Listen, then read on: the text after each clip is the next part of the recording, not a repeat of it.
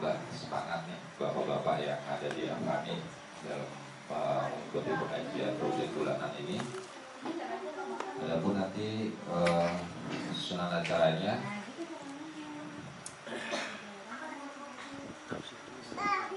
tausiah dulu, tausiah, terus nanti dilanjut sama makan malam, doa penutup. Jadi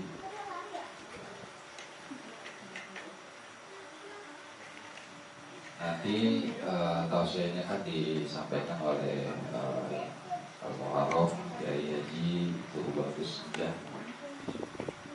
Semoga nanti apa yang disampaikan menambah memberikan keimanan kita, ketakwaan kita kepada Allah Subhanahu wa taala.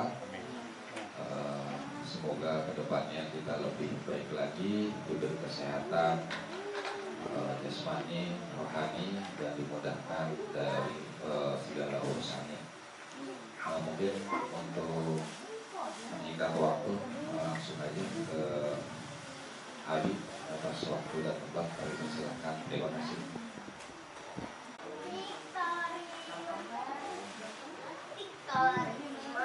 Assalamualaikum warahmatullahi wabarakatuh. Waalaikumsalam warahmatullahi wabarakatuh. Alhamdulillah nahmaduhu wa nasta'inuh wa nastaghfiruh wa na'udzu billahi min syururi anfusina wa min sayyiati a'malina may yahdihillahu fala mudilla lahu wa may yudlil fala hadiya lahu. Asyhadu an la ilaha illallah wahdahu la syarika lah wa asyhadu anna Muhammadan abduhu wa rasuluh la nabiyya ba'da amma ba'du.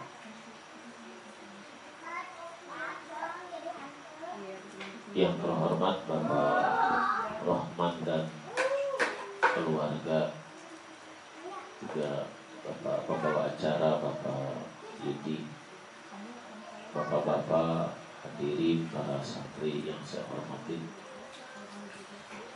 Puja puji syukur milik Allah Subhanahu wa ta'ala. Alhamdulillah, malam ini kita bertemu dalam keadaan sehat walafiat. Semoga pertemuan kita malam ini pertemuan yang membawa keberkahan, keberuntungan dunia dan akhirat. Sholawat teriring salam tercurah kepada junjungan alam baginda Nabi kita Muhammad Sallallahu Alaihi Wasallam, pada para keluarga, para sahabatnya juga, termasuk kita sebagai umatnya. Mudah-mudahan tercatat umat yang akan mendapatkan pertolongan syafaatnya di yaumul qiyamah.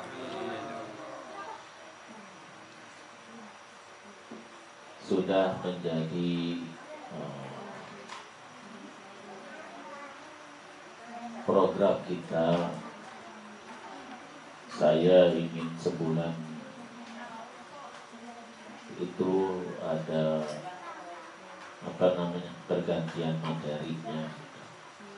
Kemarin kita umum ada fikih sholatnya, sekarang giliran kita fikih sholat. Jadi sebulan fikih sholat, sebulan untuk lainnya. Kenapa fikih sholat selalu dibawa-bawa di dalam pengajian di mana-mana gitu? Karena apabila kita sholatnya itu sesuai dengan rukun sholat, maka sholat itu akan diterima oleh Allah. Kalau sholat itu sesuai dengan rukun sholat, maka semuanya bersumber daripada kehusuan dan sesuai dengan aturan yang sudah diatur dalam mengerjakan sholat. Sebab sholat bukan hanya untuk mengikuti orang takbiratul ihram, kita ikut takbiratul ihram. Orang ruku kita ikut ruku, orang sujud kita ikut sujud. Yang kita harus perdalami dalam ibadah sholat, bagaimana kita sebelum mengucapkan takbiratul ihram, apa yang harus kita persiapkan dulu sebelum kita mengucapkan takbiratul ihram. Karena seringkali kita melihat orang sholat itu mengejar keburu rakaat ketika dia sholat berjamaah. Imam udah dapat 1 rakaat atau 2 rakaat, makmum dia baru datang. Belum berdiri tegak, belum rapi, dia udah takbiratul ihram. Jadi memaksakan diri untuk ikut dapat rakaat, entah itu rakaat pertama atau rakaat kedua, memaksakan diri ikut rakaat dengan si imam. Sehingga makmum ini kadang-kala berdiri di belakang imam pun belum sempurna. Nah, dia berdirinya belum sempurna, udah mengucapkan Allahu Akbar, karena imam sedikit lagi akan ruku begitu. Ini sering ditemukan, kita lihat seperti itu. Nah, kita tidak boleh seperti itu. Ketika kita mau sholat bersama imam, namun kita datangnya agak ketinggalan, agak telat begitu. Namanya disebutkan makmum masbuk ya. Nah, jadi biarkan imam umpamanya itu ruku dengan sempurna. Kalau kita memang tidak kekejar sholat menjadi makmum sempurna dengan imam, udah biarin. Jangan kita datang sotok langsung datang di belakang makmum, kita duduk berdiri belum tegak, berdirinya belum sempurna, langsung kita mengangkatkan tangan, niatnya pun mungkin kita juga belum sempurna niat sholatnya gitu. Namun kita ingin mengejar daripada sholat dengan imam. Nah, oleh karena itu kemarin kita di rumah, sebelum di pesantren, di rumah Pak Adib ya? Ya, Pak Adib, kita membahas tentang takbiratul ihram. Masih pada ingat ya? Ingat. Apalagi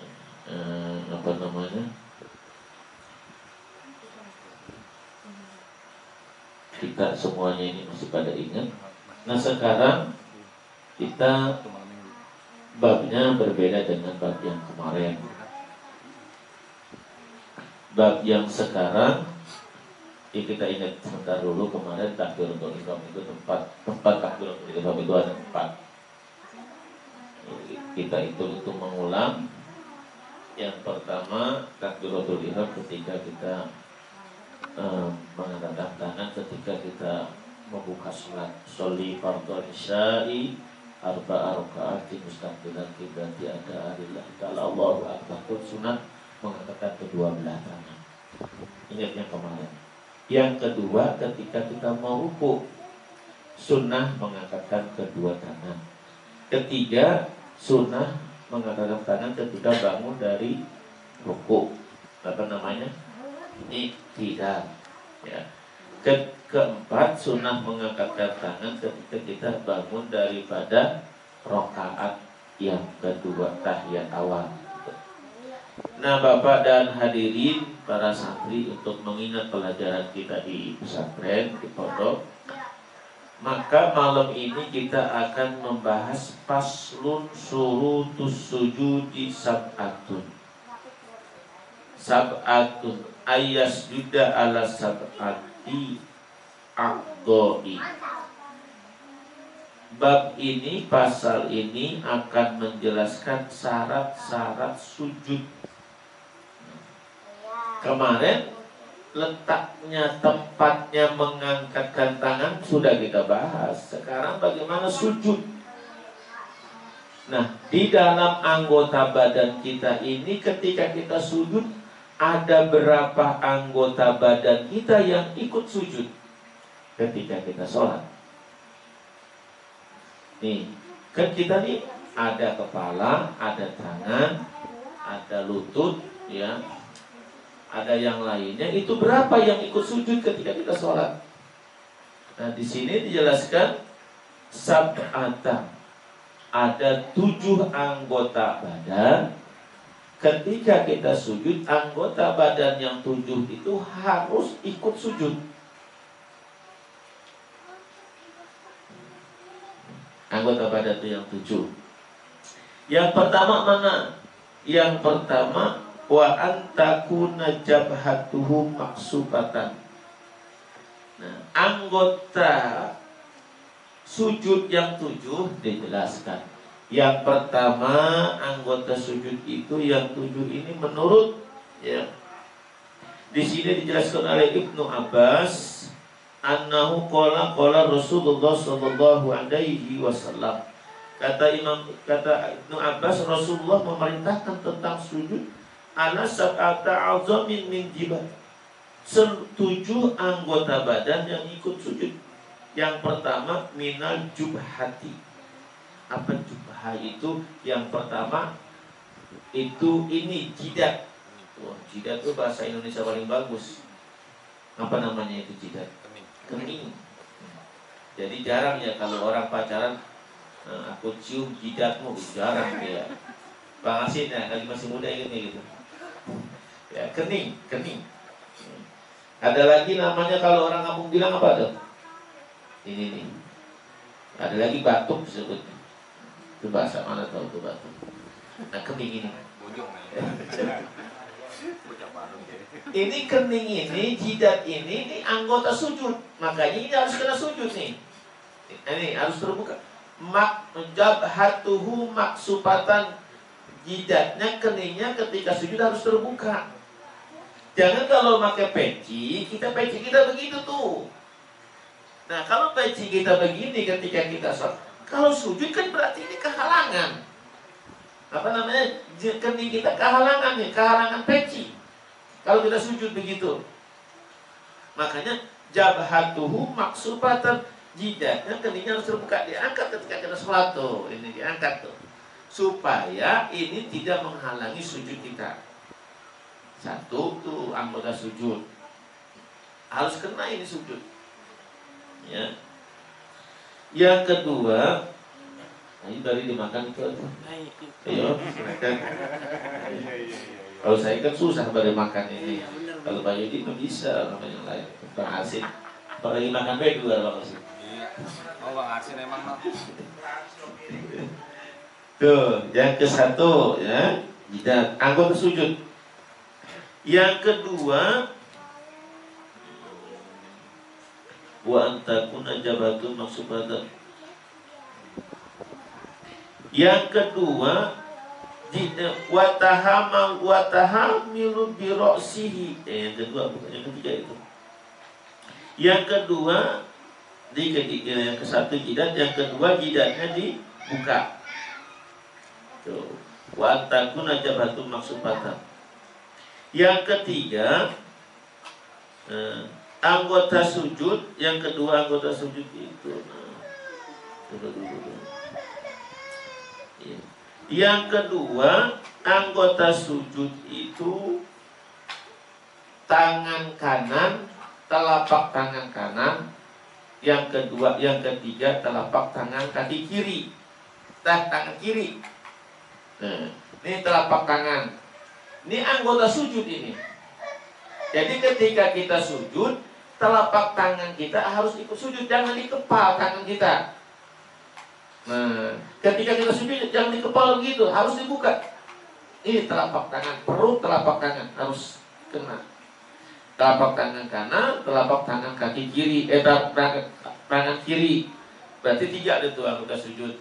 1 kening, 2 telapak tangan kanan, 3 telapak tangan kiri.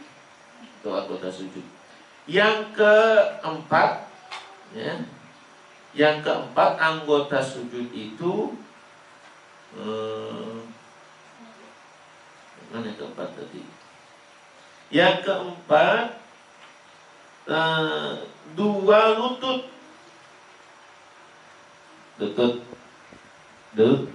Bahasa ini dengkul. Nih. Nah ini dengkul lutut kanan dan lutut kiri. Keempat lutut kaki kanan, kelima lutut kaki kiri. Nah ini dua-duanya anggota sujud, maka sujudnya harus dengkul kita harus ikut sujud.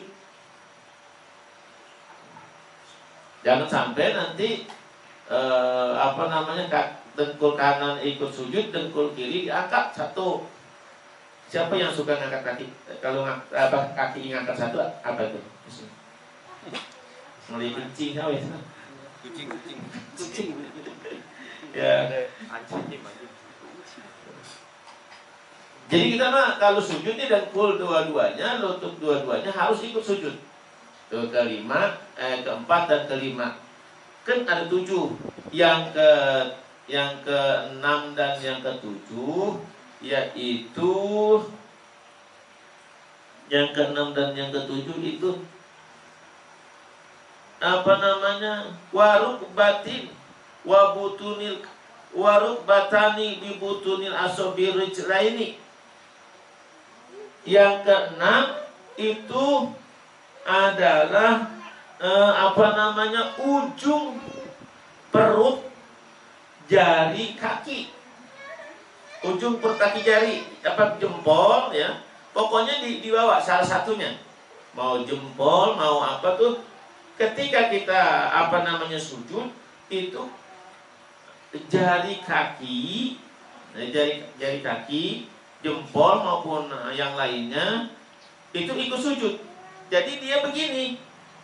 Ada orang kadang-kadang sujud begitu. Tuh. Tapi nggak boleh. Menurut Ibnu Abbas, perintah daripada Rasulullah SAW, ketika sujud nih, digitu kan ditekuk tuh. Tuh. Ini jeriji jari kaki. Ntar kita praktekkan ya, nanti dipraktekkan. Kadang-kadang ini kita mengambil dari satu kitab yang rujukannya daripada Ahlus Sunnah wal Jamaah Al-Imam Syafi'i yang disampaikan oleh Ibnu Abbas dari baginda Rasulullah Shallallahu Alaihi Wasallam. Nanti kita akan ada prakteknya ya. Nah, itulah anggota sujud. Ketika ditanya kita, berapa sih anggota sujud dalam sholat? Berapa sih anggota sujud di dalam sholat? Ada 7. Yang pertama keni, yang kedua telapak tangan kanan, yang ketiga telapak tangan kiri, yang keempat lutut kaki kanan, yang kelima lutut kaki kiri, yang keenam perut jari kaki kanan, yang ketujuh perut jari kaki kiri. Itu anggota sujud. Ya, jangan sampai lupa tuh anggota sujud ada 7. Ya mungkin bapak-bapak di Alfani sudah hafal semua. Ini hitung-hitung ngapalin deh gitu sekarang ya. Hitung-hitung ngapalin lagi gitu. Dan namanya ilmu mah perlu diulang-ulang gitu ya. Ini bukan lagi ngajarin, itu saya itu ngajarin santri, wah ini di depan bapak-bapak lah. Baru ngingetin gitu ya. Nah,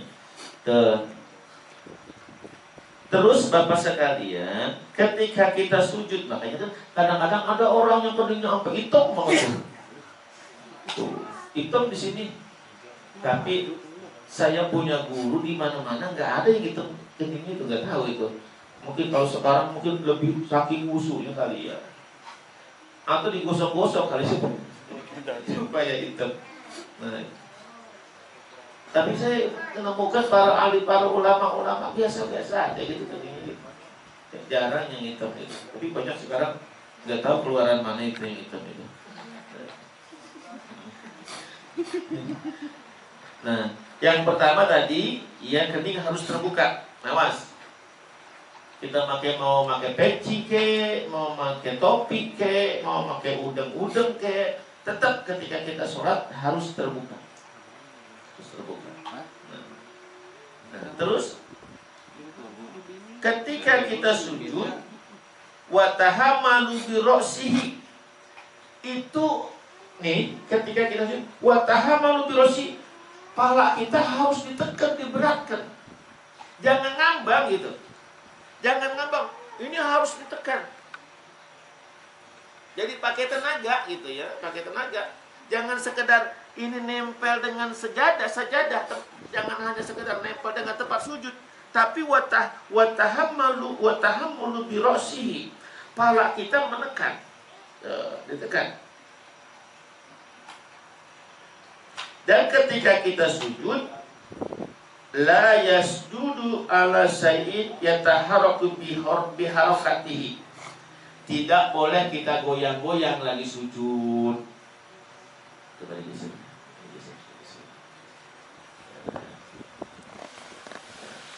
Biarin, saya dikatain tukang obat juga gak apa-apa. Tapi tukang obat gak apa-apa. Nah, ketika kita sujud begini itu, nah ini ditekan nih, ditekan sama kita, ya ditekan. Dan jangan digoyang-goyang, karena mungkin kita habis jalan kena gatel, lagi sujud, tempat sujudnya enak, aduh digoyang-goyang gitu. Jangan digoyang-goyang, harus ditekan, nggak boleh goyang. Nah ini maksupatan harus terbuka, peci dikatasin. Kalau kita lagi acara begini sih boleh peci digituin tuh, topi digini. Tapi ketika sholat harus didengarkan pecinya. Ya. Terus watiba'uhu asapalihi ala a'alihi. Nah, dia punya tonggo, punya punggung, apa nih namanya nih? Namanya Pak Yudi, apa namanya nih? Punggung, ya. Ketika kita sujud ini harus diangkat.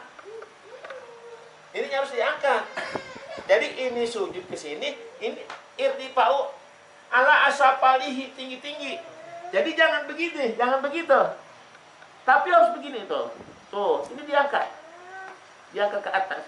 Jadi karena ini diangkat, berarti ini kepalanya ketekan, kedorong. Tuh. Enak. Jadi benar-benar ini terasa ketika sujud.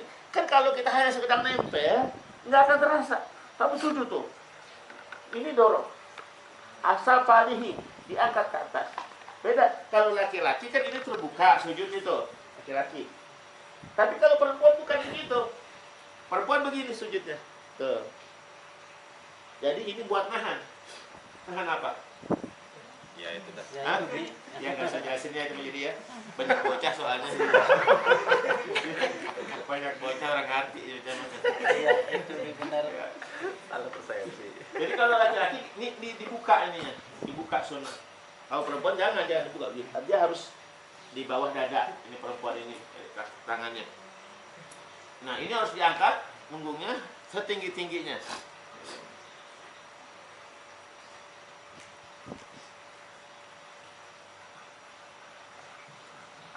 Nah terus Bapak sekalian, jari kaki, maaf, yang di sono biasa ya.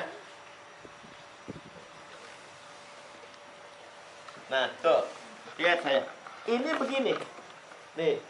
Nah ini jari kaki jangan begitu, tapi harus ditumpuk, dilipat, ya.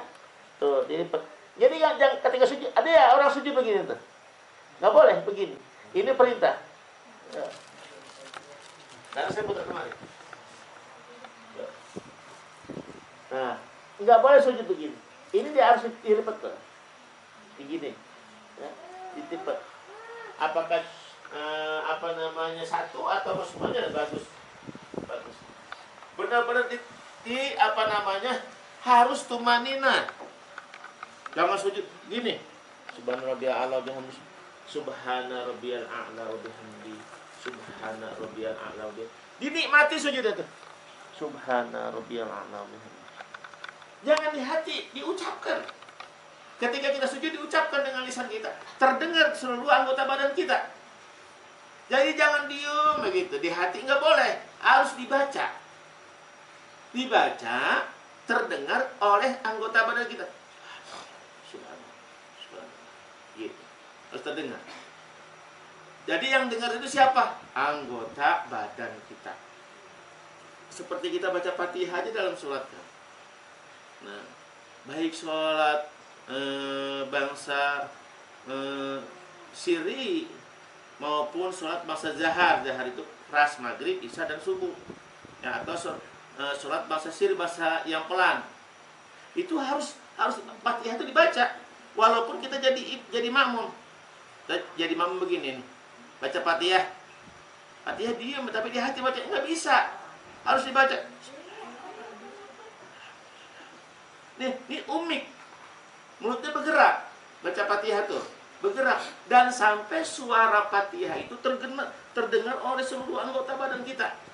Tangan kita dengar kalau ini baca Fatihah, perut kita dengar kalau ini baca Fatihah, kaki kita mendengar kalau ini lisan kita sedang membaca Fatihah dalam sholat. Alhamdulillah. Gitu. Ya. Jadi, nah itu. Jadi ketika kita baca, nikmatin. Subhana rabbiyal a'la wa bihamdihi. Subhana maha suci, rabbiyal a'la, Tuhan yang maha tinggi. Ya, kalau bisa itu, bacaan kita subhana rabbiyal a'la bihamdihi, hati kita mengatakan itu. Maha suci Allah yang maha tinggi. Maha suci Allah yang maha tinggi. Jadi antara bahasa Arab dengan bahasa kita tuh ada kontak. Nah, ada apa namanya itu, lisan kita mengatakan bahasa Arab, tapi hati kita tahu makna apa yang kita baca. Subhana rabbiyal a'la bihamdihi, maha suci Allah yang maha tinggi itu. Jadi baca itu. Berapa kali? Adnan kabal 3 kali. Subhana rabbiyal a'la bihamdihi. Daripada kita sempurna 3 kali enggak karuan, subhanallah bihamdihi, subhanallah bihamdihi, subhanallah bihamdihi. Itu malaikat kan bingung kalau begitu, ya. Sekali aja kita, yang penting pasti benar. Subhana rabbiyal a'la bihamdihi. Kalau kita baca subhana rabbiyal a'la bihamdihi 3 kali, imamnya umpamanya cepat, kita ketinggalan, udah kita baca 1 kali aja. Subhana rabbiyal a'la bihamdihi. Nah, cukup. Yang penting bacaannya itu benar. Benar. Nah, kecuali kita sholat sendiri. Abi, saya mau bacanya banyakkan. Silahkan. Sholat kita subuh di rumah, ya. Baca berapa? 7, silahkan. Sujud subhanarabbiyal a'la bihamdihi, subhanarabbiyal a'la bihamdihi. Sampai 7 kali nggak jadi masalah. Tapi kalau jadi imam tidak boleh. Ya, imam harus tengok ke belakang. Siapakah di antara makmum kita di belakang? Mungkin udah ada yang 80 tahun, ada yang udah sepuh, ada yang dia punya asam urat, ada yang dia punya darah tinggi, yang dirinya itu nggak kuat terlalu lama. Maka si imam harus bijaksana terhadap makmumnya. Itu harus pengertian. Jangan mentang-mentang imam masih muda, masih sehat, semaunya dia memang. Apalagi gue digaji sih. Sebodoh amat makmum, jangan dipikirin. Nggak boleh begitu.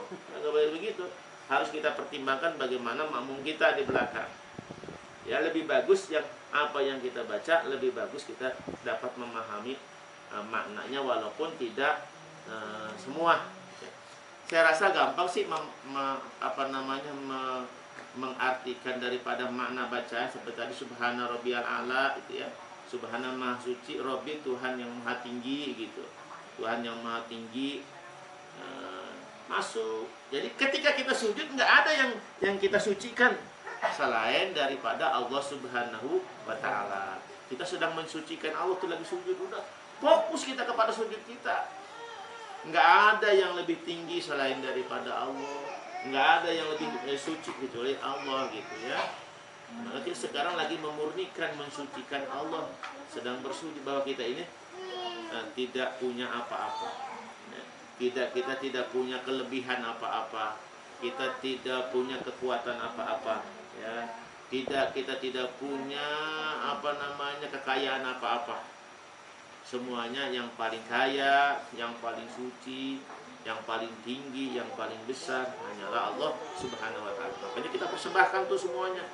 Nah, insya Allah kalau sholat ini udah rapi, ya, udah bener sholat ini sesuai dengan rukun sholatnya, tuh yang lain-lainnya nanti akan ngikutin kita, akan ngikutin sholat kita. Sholatnya udah rapi. Makanya kita walaupun di kalangan apapun, di kalangan kiai, di kalangan ulama, tetap pengajian rukun sholat ini, pengajian tentang sholat ini selalu diingatkan kepada jamaah. Sebab manusia sifatnya kan al-insanu mahalul khoto wan nisyan. Manusia tempatnya salah dan lupa gitu, makanya harus saling ingetin, terutama hanya di dalam sholat. Awas, kita begini. Nama kalau sholat begini, kita jangan. Kita punya patokan, kita ngikutin siapa. Gitu. Dan kadang-kadang juga ada yang takbiratul ihram itu macam-macam. Ada yang Allahu Akbar begini. Kalau kita kan begitu, Allahu Akbar. Ada juga yang begitu kan, Allahu Akbar ditarik ke belakang gitu. Ada. Ya. Jadi kita mengikuti yang mana? Yang kita pelajari aja sama guru-guru kita terdahulu gitu tuh. Ikutin aja dulu. Nah, seperti tadi sujud ya.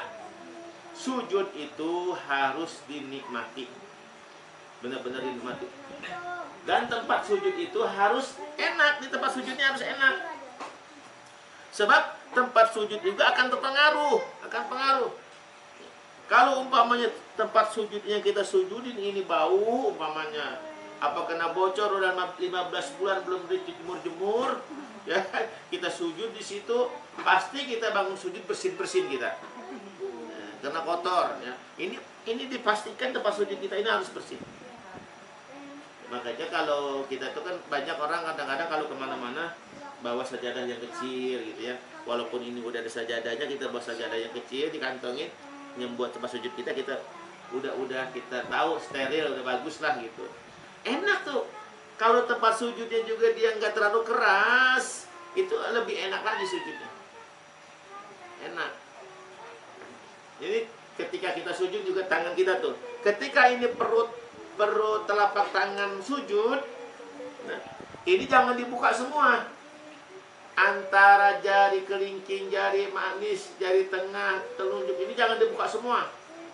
Ya dia tidak boleh dibuka semua, tidak boleh rapat sedang. Ini awas, ini harus kita sujud. Nih kita sujud. Ilah ya, kecuali orang yang ada halangan. Karena orang yang ada misalnya dia luka atau apa lain lagi itu. Ini cerita menjelaskan sujud orang yang tidak ada kaitannya dengan penyakit, ya beda. Ini untuk orang yang sehat, sujud orang sehat. Kalau sujud orang yang sakit ya tentu udah tergantung kepada kemampuannya. Nah kalau kita mah lagi sehat jangan jangan pura-pura sakit gitu ya, harus sehat, harus benar-benar sujudnya. Dan ya tuh ingat anggota sujud, 1 kening, 2 telapak tangan kanan, 3 telapak tangan kaki kiri, 4 adalah tuur, sudah lututnya harus kena, lutut kaki kanan, 5 lutut kaki kiri, 6 perut jari kaki kanan, 7 perut jari kaki kiri. Itu semuanya anggota sujud. Ingat semuanya ya. Ada lagi yang dipertanyakan nggak kira-kira? Dan ya itu anggota sujud. Ini kita terus bahas tentang sholat yang kita mungkin diselang-seling bulan ini tentang. Jadi mau nanya Pak. Silakan, Pak Dedi. Ya, Abi, assalamualaikum warahmatullahi wabarakatuh. Waalaikumsalam. Mungkin juga pertanyaan ini mewakili teman-teman juga sekalian. Tadi kan sudah dijelaskan mengenai tata cara yang baik dan benar untuk khusus untuk di sujud.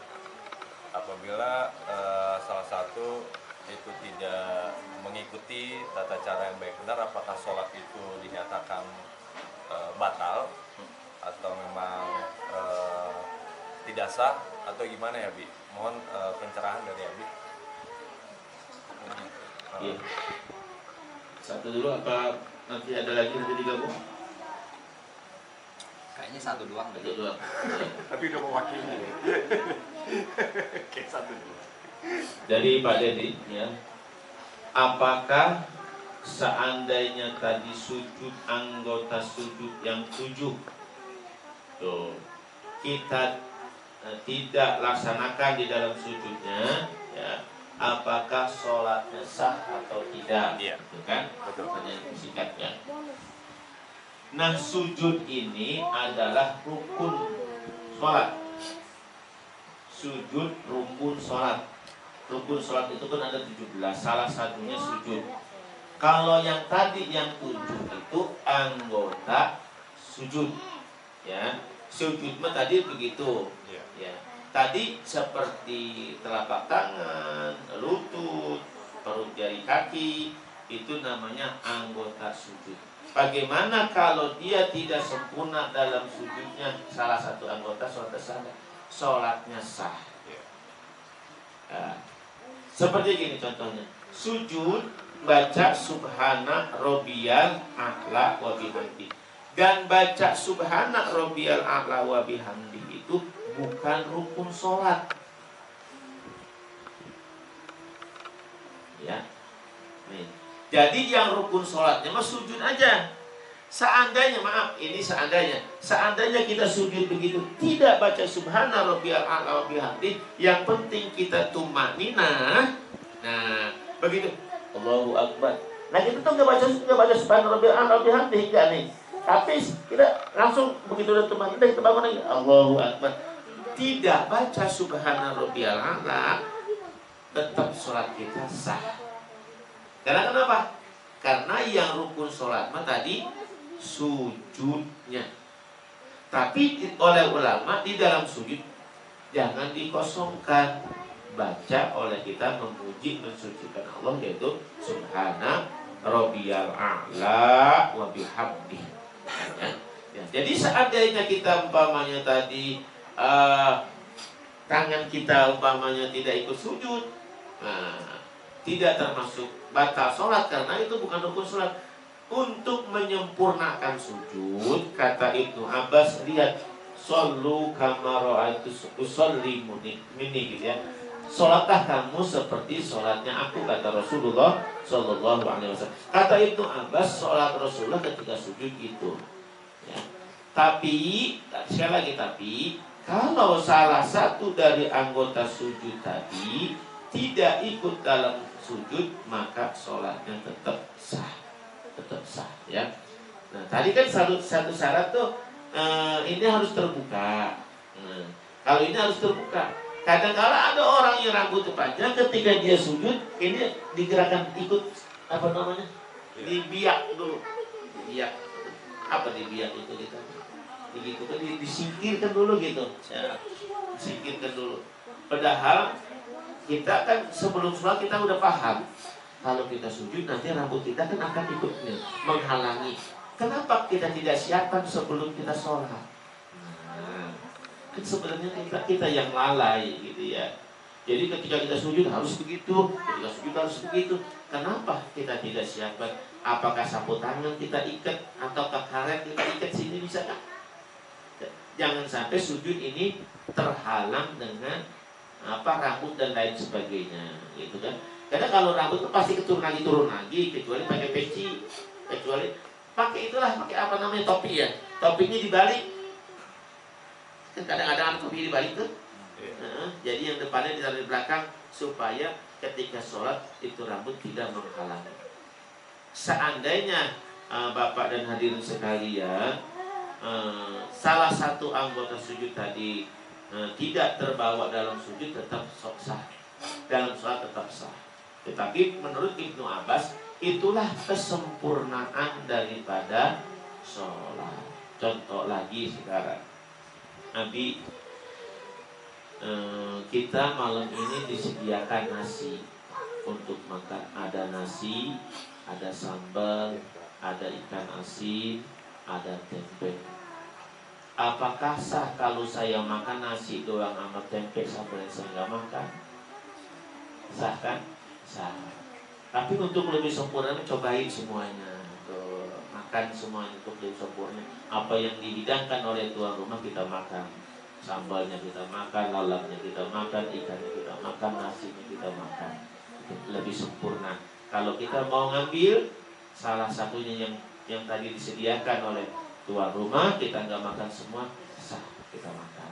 Ya, itu Bapak dan hadirin yang dirahmati oleh Allah. Jadi sekali lagi, seandainya pertanyaan tadi bagus sekali, seandainya tadi salah satu di antara, apalagi kalau sakit. Nih lagi, kalau sholat sakit itu bukan begitu. Nanti ada aturannya, insya Allah nanti di sini dijelaskan bagaimana kalau sholat duduk sih. Kalau sakit duduknya bagaimana sholatnya? Nah, ada lagi sholatnya berduduk ini nggak mampu saya sholat, tapi harus sholat berbaring. Bagaimana sholat berbaring? Nah, kan begini. Apa sih yang namanya husnul khotimah? Husnul khotimah itu adalah ketika kita meninggal dunia tidak meninggalkan kewajiban kita kepada Allah. Ketika kita meninggal dunia, kita tidak meninggalkan kewajiban dengan disengaja. Nah, mana kewajiban yang disengaja ditinggalkan oleh kita? Tidak sedikit di antara umat Islam yang dikasih cobaan sakit, dirawat di rumah sakit, tangan kanannya diinfus, ya, tangan kanannya diinfus, akhirnya di rumah sakit tidak sholat, berapa hari di rumah sakit tidak sholat. Nah, ini yang sampai umpamanya apalagi sampai meninggalnya tidak sholat. Inilah yang sayang ya, seperti begini kita. Makanya kan nanti di situ nanti ada tata cara tayamum bagaimana, sholat orang yang sedang sakit bagaimana, istinja orang yang buang air besar yang sakit bagaimana, begitu kan nanti. Dalam ilmu fikih itu diajar sampai detail banget begitu ya, sampai detail. Istinja ini artinya kalau kita buang air besar tuh lagi sakit bagaimana nanti. Insya Allah mudah-mudahan sih pengajian ini tetap eksis ya. Mudah-mudahan jadi tidak banyak juga, sedikit-sedikit lah. Nah, tadi saya bilang mohon maaf ini bukan ngajarin, tapi bareng sama-sama kita untuk mengingat diri kita bahwa memang kita semuanya akan kembali kepada Allah ya. Kembali kita semuanya akan tinggalkan kenikmatan hidup yang luar biasa ini, kita tinggalkan. Hanya satu amal ibadah yang kita bawa. Makanya jangan, terutama sholat ya. Ada keterangan mengatakan 1 kali meninggalkan sholat dengan disengaja 50.000 tahun siksaannya di akhirat. 1 hari 1 kali meninggalkan sholat dengan disengaja 50.000 tahun siksaannya di akhirat. Kita berapa kali sudah meninggalkan sholat? Insyaallah mudah-mudahan diampuni oleh Allah Subhanahu wa taala ya. Banyak istighfar kita, banyak istighfar. Makanya kalau habis sholat banyak istighfar, mau ngaji baca doa baca istighfar. Maksudnya itu supaya dosa kita dan dosa keluarga kita, orang tua kita semua diampuni oleh Allah Subhanahu wa taala. Mungkin itu yang dapat saya sampaikan pada malam ini. Ya, kita baru 2 nih sholat mah. Udah 4 bulan ya Pak Yudin. Kemarin tepat ngangkat tangan, sekarang bersujud. Walaupun tidak sempurna semua karena pembahasannya juga lama. Kalau kita ini ya sedikit-sedikit lah ya. Kalau lama-lama kita nanti takut Bang Asin bosen gitu, lama amat gitu.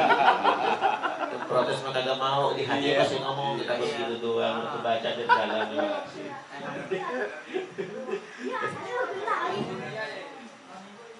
Kalau minggu ya. Terima kasih Bapak, terutama Bapak Rono sudah menyediakan tempat. Mudah-mudahan tempat ini selalu diberkahi oleh Allah Subhanahu wa taala. Keluarga disehatkan, putrinya juga jadi putri yang soleh. Amin. Langsung dan demikian pengajian sampai sini. Saya serahkan dulu kepada pembawa acara. Subhanallah, walhamdulillah, wala ilaha illallah, wallahu akbar.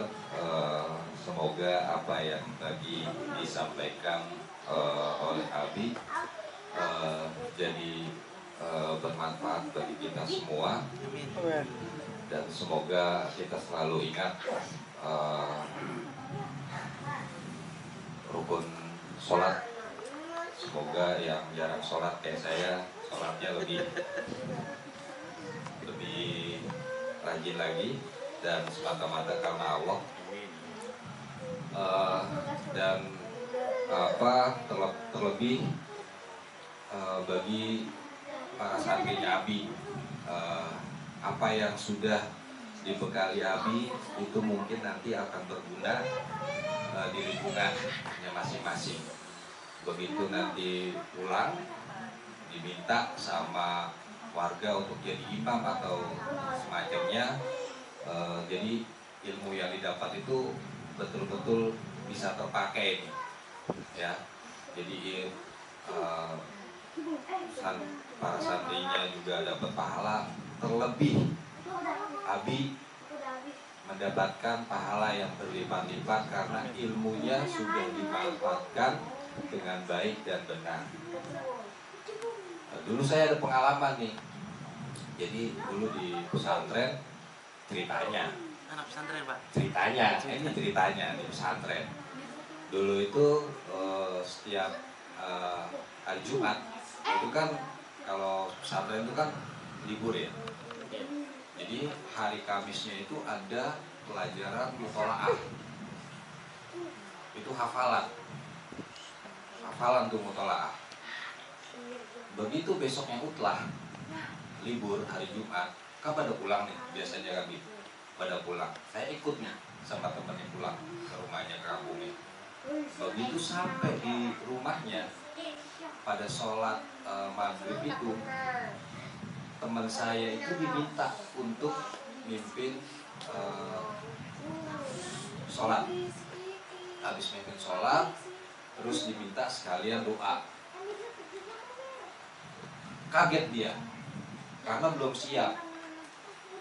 Di Kamisnya itu dia lagi hafalan tuh mutolaah itu, karena sa'aju bla bla bla bla bla bla bla gitu. Nah, begitu doa, dia doa itu karena sa'aju itu padahal cerita bahwa serigala makan petani ceritanya.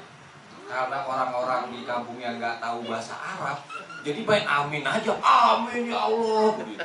Karena sa'aju, amin ya Allah, padahal udah dicerita. Nah, kita temennya yang ngerti kan, ya, dia bukan baca doa, dia malah ngapalin. Ya, itu.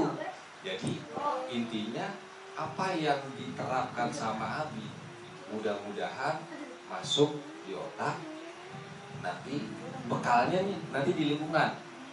Apalagi Abi belajarnya Bulughul Maram ya. Bulughul Maram itu kuncinya cuma sebetulnya di mutolaah. Di nausorob, bukan di mutolaah, nausorob ya. Begitu nausorobnya antum jago, mantap ya. Kayak gini, kubur kubani kubuang, ya kan? Jadi grammarnya bahasa Arab itu adanya di mutolaah. Kalau bahasa Inggris cuma grammarnya cuma 11. Kalau 11 ya. Kalau mutolaah nausorob itu ada 24 kalau nggak salah ya. Ya antum lebih ngerti lah. Itu yang dipelajarin kuncinya. Kalau kita disuruh baca Bulughul Maram begitu, boro-boro baca Al-Quran yang ada kasrohinya aja kadang-kadang salah, apalagi huruf gundul begitu. Karena kita nggak pernah belajar nausorob. Saya aja yang pernah belajar nausorob bingung, ngeder. Jadi perlu pembimbing ya, apalagi ada di bawah naungan Abi. Semoga apa yang kita dapat manfaatnya berguna bagi diri kita dan di lingkungan, gitu ya Bi ya. Ya mungkin terima kasih sekali lagi kepada Abi dan para santrinya atas kunjungannya malam ini dan sekaligus pengajian bulanan yang keempat. Dan mohon izin Abi untuk bulan depan kami kemungkinan di tanggal 2 pengen pengajian di Masjid Baru Abi nih, biar kita memakmurkan masjidnya Abi. Ya pengen kan yang lain kemarin belum pada tahu nih, baru cuma kita bertiga masjidnya Abi kayak gimana. Nanti sekalian kita silaturahmi ke sana, sekalian kita untuk ilmu juga bareng-bareng di sana. Gimana Bi? Insyaallah siap. Ya, jadi untuk tanggalnya tanggal 2 kita ambil Sabtu malam Minggu ya. Gitu. Insyaallah. Ya. Insya Allah berarti nanti kita agendain untuk bulan Januari di tanggal 2 kalau nggak ada acara ya. Tanggal 2 Sabtu malam Minggu kita di masjidnya Abi. Itu masjidnya belum dikasih nama ya Bi? Udah. Al-Fajar. Kalau masyarakat maunya Anaja. Anaja sama Amamsan. Iya, sekalian nyebutnya gampang gitu. Tapi kalau kan udah dikasih nama Ono sama. Oh, Amadun Atumnya ya. Iya. Gak apa-apa lah, yang penting berkah.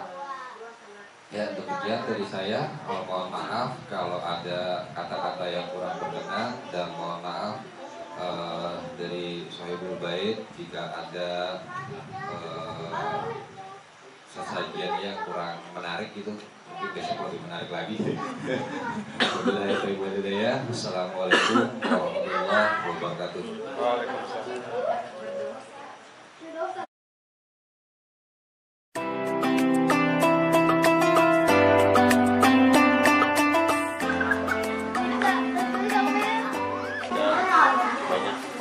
Korban ini kita bacakan Fatihah untuk kesuksesan kita semua. Semoga Allah kemanapun kita melangkah selalu kasih sayang yang diberikan kepada kita semua. Kemudahan selalu diberikan kepada kita. Kemudian kita dijauhkan dari segala macam mara bahaya. Amin. Ala hadihinnya walikulinya bin soliyah ila hadirin Nabi Mustafa ila hadirin Nabi Mustafa Rasulullah sallallahu alaihi wasallam khususan ila ruhi hadza kulli wa baralahum dunubahu fasataru yubahu sayyul ilahum al-fatihah. A'udzu billahi minasyaitonir rajim. Bismillahirrahmanirrahim. Alhamdulillahirabbil alamin. Arrahmanir rahim. Maliki yaumiddin. Iyyaka na'budu wa iyyaka nasta'in. Ihdinas siratal mustaqim. Siratal ladzina an'amta 'alaihim ghairil maghdubi 'alaihim waladdallin. Allahumma shalli ala sayyidina Muhammadin fil awwalin wal akhirin wa sallim wa radiyallahu tabaraka an kulli sadatin nasabi Rasulillah ajmain. Bismillahirrahmanirrahim. Alhamdulillahirabbil alamin. Allahumma shalli ala sayyidina Muhammad wa ala ali sayyidina Muhammad.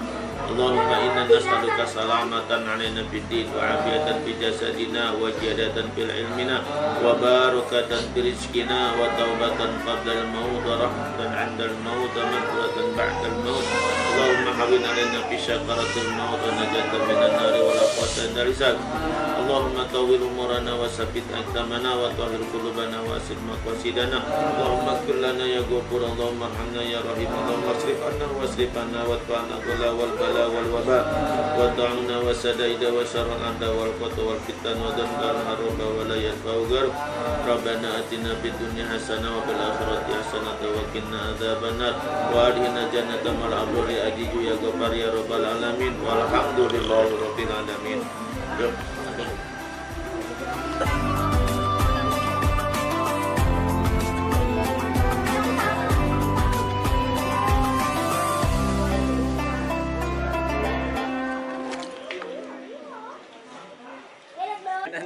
Ngantuk ya?